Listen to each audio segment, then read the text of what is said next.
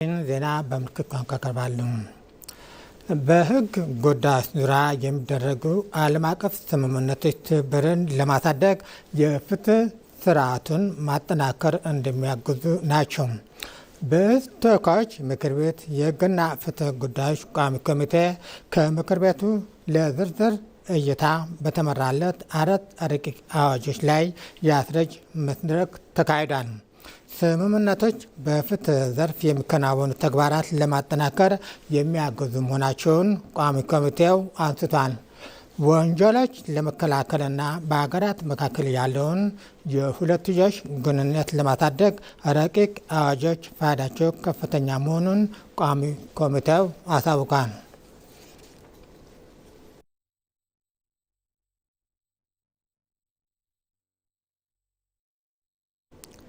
የአዲስ አበባ ፖሊስ ተቋም ግንባታን ወደ አዲስ ምዕራፍ ያስገቡ ስር ነቀል ስራዎች መከናወናቸውን ከንቲባ አዳነች አቤቤ ገለጹ።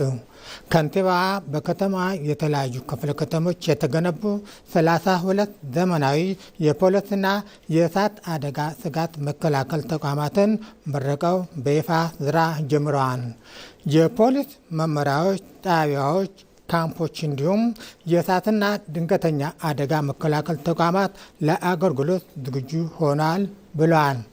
በከተማችን ፖሊሳዊ ድንገተኛ አደጋዎች የመከላከል አገልግሎቶች ወደ ሕዝቡ ደጃፍ ይበልጥ ከመምጣቱም በላይ ነዋሪው በሰላም ግንባታ፣ በአካባቢ ጥበቃ ሂደት ላይ በባለቤትነት ስሜት በንቃት እንዲሳተፍ የሚያስችል መሆኑን ጠቁመዋል።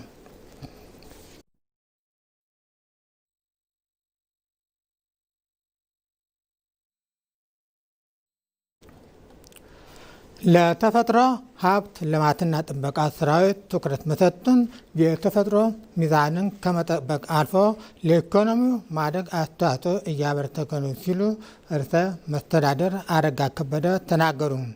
የአማራ ክልል ርዕሰ መስተዳድር አረጋ ከበደ የክልሉን የዘንድሮውን የተቀናጀ የተፈጥሮ ሀብት ልማትና ጥበቃ ስራ በደቡብ ወሎ ዞን በአርጎባ ልዩ ወረዳ አስጀምረዋል። ርዕሰ መስተዳድሩ በዚህ ሰዓት እንዳሉት ዓለማችን ከሚፈትኑት ክስተቶች መካከል አንዱ የሆነው ድርቅ መነሻው የተፈጥሮ ሀብት አለመጠበቅ በመሆኑ በዚህ ላይ ብዙ እየተሰራ መሆኑን ጠቁመዋል። በመንግስት ፖሊሲም ጭምር በማስደገፍ ተፈጥሮ ለመመለስ የተለያዩ ስልቶችን በመንደፍ እየተሰራ ነው ብለዋል።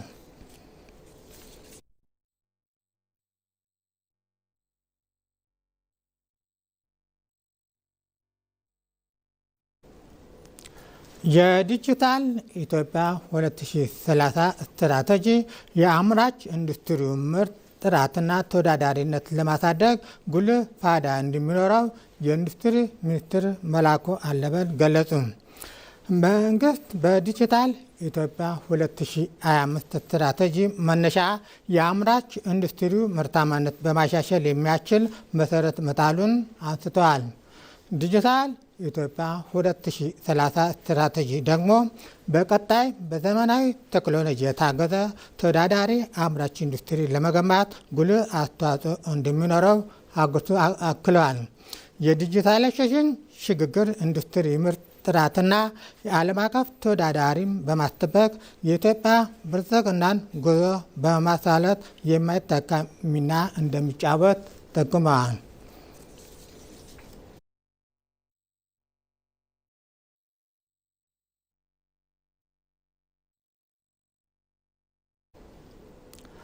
በመጨረሻም የፊፋው ፕሬዚዳንት ጂያኒ ኢንፋንቲኖ በዓለም ዋንጫ የስታዲየም መግቢያ ትኬት ዙሪያ እየሰጡ ያሉት ትችቶችን አስተባበሉ።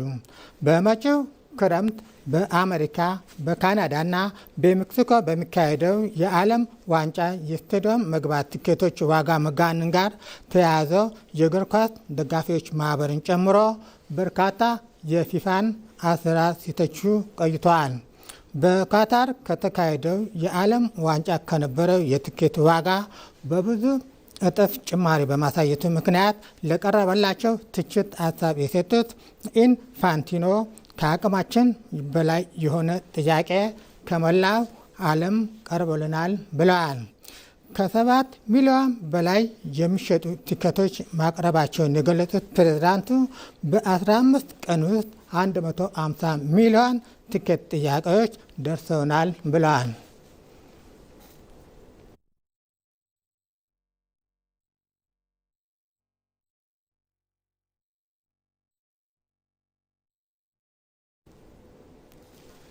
ዜናው አበቃ። ከቀሪ ፕሮግራሞቻችን ጋር መልካም ቆይታ